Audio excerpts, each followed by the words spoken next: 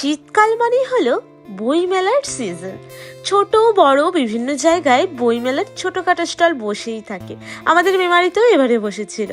ঠাকুমার ঝুলি, হিতাবদেশের গল্প, সিন্ড্রেলা, আরও কত রকমের গল্পর বই।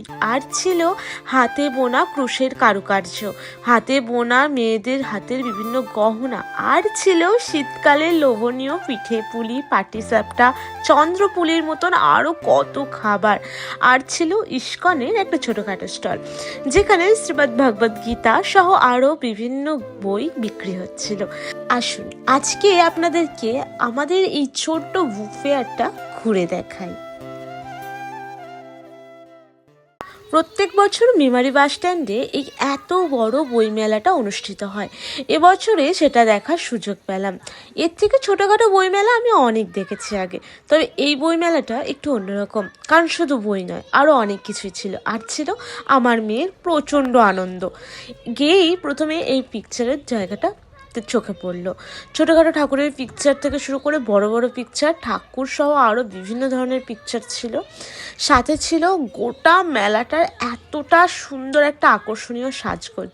মেলাটা এত পরিষ্কার পরিচ্ছন্ন ছিল, বেশ ভালো লাগছিল ঘুরে দেখতে।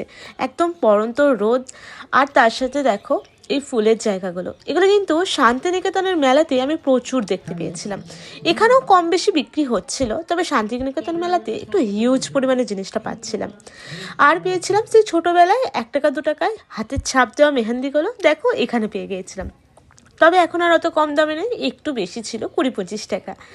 তারপরে বিক্রি হচ্ছিল ময়ূরের পালক সহ বিভিন্ন ধরনের খেলনা। মানে গোটা মেলাটা জুড়ে যত না বই ছিল, খেলনাপাতি বেশি ছিল। কারণ বই শুধু থাকলে তো হবে না, কারণ বাচ্চারা যে আসছে তাদের মনটাও তো একটু খুশি করতে হবে। আর দেখো এই ছোট ছোট যে মাটির পুতুলগুলো, এগুলো না আমরা বড় বড় যে মেলা হয়, যেমন কালী পুজো, দুর্গাপুজোর মেলা, সেখানে প্রচুর দেখতে পাই।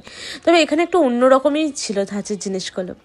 খাবার দাবারের দোকান তো ছিলই, যেমন মোমোর দোকান, চায়ের দোকান, পাশাপাশি ছিল পিঠের দোকান। এই দোকানটা থেকে আমি 2 রকমের পিঠে নিয়েছিলাম, বেশ ভালো লেগেছিল। তাই একটু আফসোস হচ্ছিল, পিঠে পুলির জায়গা থেকে যদি পাটিসাপটাটা খেতে পারতাম খুব ভালো হতো। তবে হ্যাঁ, এরকম একটা মেলায় পিঠে পুলির দোকান পেলে বেশ মন্দ হয় না। আর ছিল খেজুর গুড়ের চা, আহা হা হা, কি লোভ লাগছিল। হাতে সময় ছিল না বলে চেখে দেখতে পারলাম না।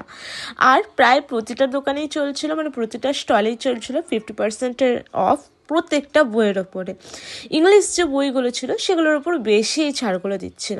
আর ছোটদের যে বইগুলো দেখো কত হিউজ পরিমাণে, মানে বাচ্চা যারা একেবারে 4 বছর 5 বছরের বয়স, বাড়িতে বসে পড়াবো ভাবছো, তাদের জন্য এখানে এত পরিমাণে বই ছিল কি বলবো। মানে এত বইয়ের কালেকশন না এক জায়গায় পেলে ভীষণ ভালো হয়। বাচ্চাদের পড়ানোর জন্য এখন তো প্রচুর পরিমাণে জিনিস উঠেই গেছে। আর বিভিন্ন ধরনের যে গল্পগুলো ছোটোবেলায় পড়ে এসেছি, সেই গল্পের বইয়ে একেবারে ভরা ছিল। আর দেখো ঠাকুমার ঝুলির বইও ছিল। আমরা তো ঠাকুমার ঝুলির গল্প টিভিতে দেখেছি। সিন্ড্রেলা ছিল, আরও কত কি ভূতের বই, কত না ভূতের বইয়ের গল্প পড়েছি যে ছোটোবেলায়, দেখে সব আমাদের স্মৃতিগুলো তাজা হয়ে যাচ্ছিল। আর প্রত্যেকটা ছোট বইয়ের দোকানে কিন্তু 30 টাকা দিয়ে ড্রয়িং থেকে শুরু করে আরও অনেক বই পাওয়া যাচ্ছিল। তো বেছে বেছে নিলে একদমই লাভের লাভ ছিল এই মেলা থেকে। আর হ্যাঁ, সব কিছু যখন বাদ গেল, মেয়েদের সাজগোজটা বাদ গেলে হয়, ক্লিপ, আংটি, টিপ, নেল পালিশ, এগুলো হচ্ছিল। আর এইটা দেখো হাতের কাজ, শান্তিনিকেতন থেকে এসেছিল। শান্তিনিকেতনে সেই জিনিস, ওই যে চায়ের কাপ বাটি, এগুলো কিন্তু 60 টাকা করে সেট পড়ছিল। এগুলো শান্তিনিকেতনেও আমি পেয়েছিলাম পুরো একই সেম প্রাইসে। আর এখানে হাতের ক্রুশের একজন বুনছে প্লাস বিক্রি করছে জিনিসগুলো। দেখো কি সুন্দর ফল ঢাকা দেওয়া, তোমাদের টেবিল ঢাকা দেওয়া, সব কিছু। আর তারপরে মানে এই যে পুরো মেলাটা প্রচুর বড় ছিল। আর মেলাটায় প্রচুর তো বই ছিল, সাথে এই ব্যাগের কালেকশনগুলো এত সুন্দর ছিল না, এই ব্যাগগুলো তোমরা দেখে আশা করছি বুঝতেই পেরে গেছো। সব ছিল 50 টাকা, 60 টাকা, 100 টাকা এরকমের মধ্যে।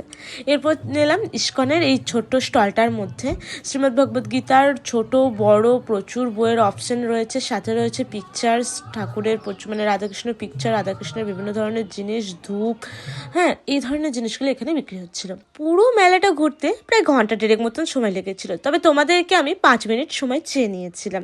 তাহলে ভিডিওটা যদি ভালো লেগে থাকে একটা লাইক করে দিও আর কমেন্ট করে মতামত জানিও।